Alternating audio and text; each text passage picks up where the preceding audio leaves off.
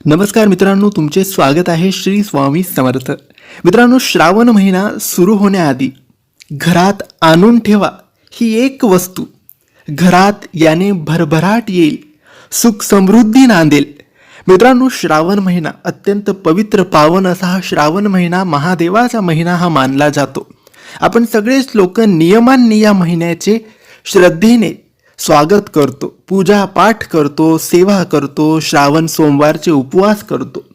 तर मित्रांनो, हा श्रावण महिना काही दिवसातच 8-10 दिवसात सुरू होणार आहे.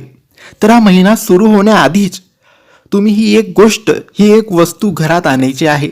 श्रावण महिना सुरू झाला की ही गोष्ट नाही आणायची, ही वस्तू नाही आणायची. श्रावण महिना सुरू होण्याआधीच तुम्हाला ही आणायची आहे. आणि श्रावणाच्या पहिल्या दिवसापासून तुम्हाला ही वस्तू, ही गोष्ट एका उपायामध्ये आणायची आहे. हा उपाय तुम्हाला करायचा आहे. आता ही वस्तू कोणती आहे आणि तो उपाय काय आहे? तर मित्रांनो, श्रावण महिना सुरू होण्याआधीच तुम्ही कोणत्याही किराणा शॉपमधून ही वस्तू आणायची आहे. ही वस्तू आहे काळी तीळ. हो, एक सफेद रंगाची तीळ असते आणि एक काळ्या रंगाची तीळ असते. तुम्हाला काळी तीळ आणायची आहे. किती आणायची? तुम्ही पावशेर, अर्धा किलो, 1 किलो कितीही आणू शकता. पावशेर आणली तरी चालेल, अर्धा किलो आणली तरी चालेल, हे तुमच्यावर आहे. तुम्ही काळी तीळ श्रावण महिना सुरू होण्याआधीच घरात घेऊन या.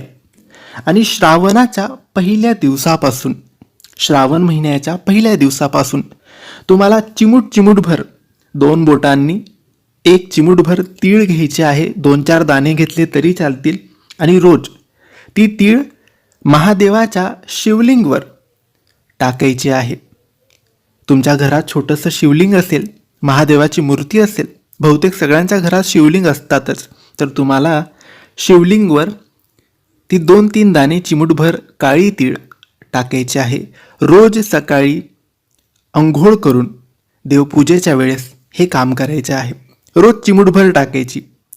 30 दिवस, म्हणजे श्रावण महिना ज्या दिवशी संपेल त्या दिवसापर्यंत. असं नाही की फक्त श्रावण सोमवारीच करायचं, असं नाही.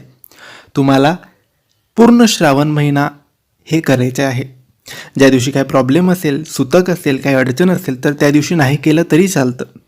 पण काही समस्या नसेल, प्रॉब्लेम नसेल तर 30 दिवस तुम्ही जी तीळ, काळी तीळ आणून ठेवलेली आहे ती चिमूटभर महादेवाच्या शिवलिंगवर तुम्हाला टाकायची आहे.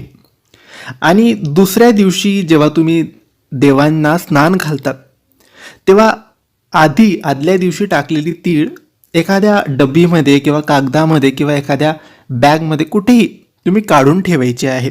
आणि दुसऱ्या दिवशी नवीन, म्हणजे शिवलिंगला स्नान घातल्यानंतर नवीन 1 चिमूटभर तीळ त्या शिवलिंगवर ठेवायचे आहे, टाकायचे आहे. आणि जमा झालेली तीळ 1 महिना झाल्यानंतर, श्रावण महिना संपल्यानंतर वाहत्या पाण्यात विसर्जन करायचे आहे. अशा रीतीने हा उपाय तुम्हाला करायचा आहे. पण श्रावण महिना सुरू होण्याआधीच काळी तीळ आणायची आहे. तर मित्रांनो, नक्की हा उपाय करा. सगळं काही व्यवस्थित सुरळीत होईल आणि मनाचे, जेही मनात आहे ते सगळं मिळेल. तर मित्रांनो, माहिती तुम्हाला आवडली असेल तर लाईक आणि शेअर करा. काही प्रश्न असतील तर कमेंट्सद्वारे विचारा आणि आमच्या चॅनलला सबस्क्राईब करायला विसरू नका. धन्यवाद.